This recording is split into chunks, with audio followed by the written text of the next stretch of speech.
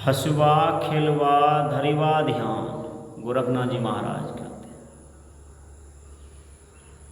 अहनिशि कथिवा ब्रह्म ज्ञान, हंसे खेले न करे मन भंग, ते निश्चल सदा नाथ के संग। मनुष्य जीवन की सार्थकता यही है कि उसका उचित सदुपयोग हो, वह कर्तव्य और निष्फल न चला जाए, वह व्यर्थ और निष्फल न चला जाए, वह बेकार, मनुष्य का जीवन बेकार और निष्फल नहीं जाना चाहिए। जन्म से लेकर मरण पर्यंत समस्त संस्कारों को शास्त्र सम्मत ढंग से अपने जीवन में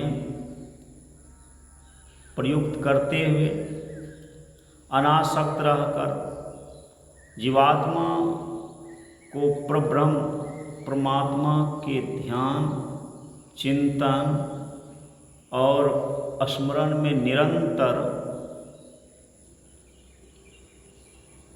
रहना चाहिए, भूलना नहीं चाहिए। भगवान तो कहते you forget me but I not forget you. Every time I am looking what you looking, तुम क्या देखते हो। What you are doing I am looking, तुम क्या कर रहे हो मैं देख रहा हूँ।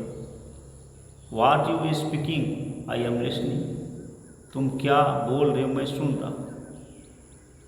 वेयर आर गोइंग, तुम कहाँ जा रहे हो, आई एम लुकिंग, मैं देख रहा हूँ। Every time I am guarding your life, प्रत्येक क्षण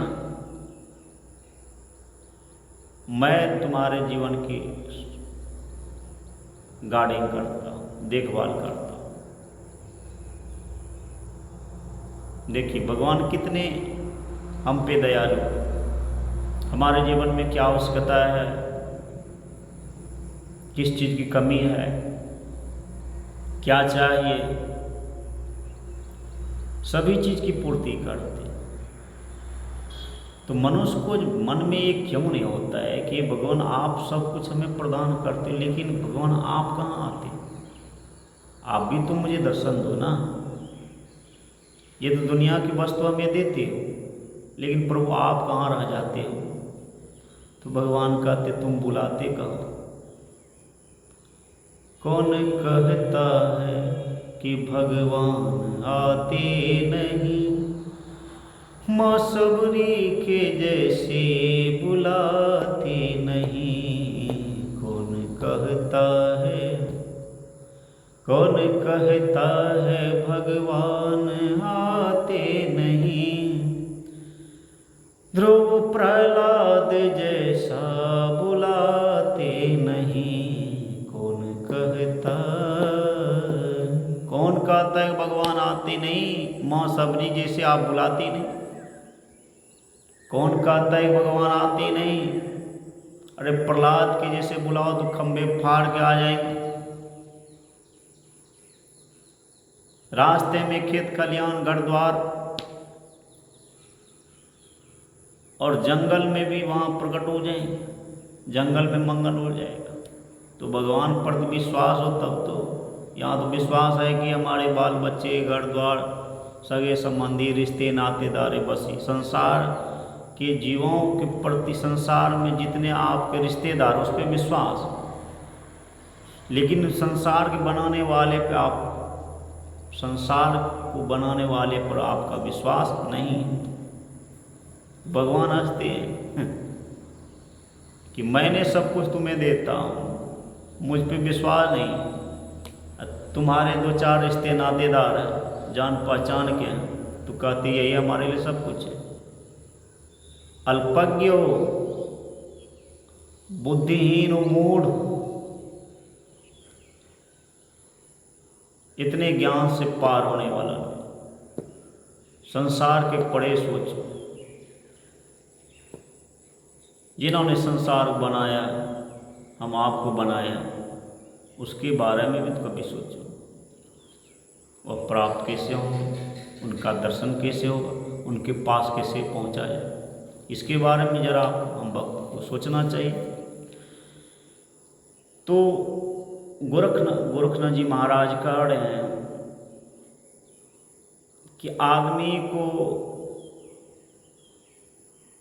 भक्त को अनासक्त रहकर जीवात्मा को परब्रह्म परमात्मा के ध्यान, चिंतन और स्मरण में निरंतर तत्पर रहना चाहिए। हंसते खेलते कभी अपना मन भंग न करे, अर्थात संसार का व्यवहार करते हुए भी मन को भंग नहीं करना चाहिए। ऐसे योगी जो अपना संग सच्चे नाथ पुरुष, इंद्रियों के मालिक है, नाथ का अर्थ होता है मालिक, जो इंद्रियों का मालिक हो, जो इंद्रियों को बस में कर लिया हो, ऐसे साधक संत सद्गुरु के शरण में अपने जीवन को निछावर करना चाहिए, अपने जीवन का बागडोर उनके हाथ दे देना चाहिए, अर्थात उनसे सदयुक्ति लेके भक्ति करनी चाहिए, जिससे आप भगवान को प्राप्त कर सकें, उस परमात्मा का दर्शन कर सकें, क्योंकि वो परमात्मा को प्राप्त किए हुए थे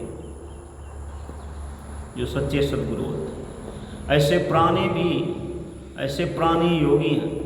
योगाभ्यास का तो यही अमृत फल है कि मनुष्य परम पद परमात्मा में प्रतिष्ठित हो जाए। यही निरापद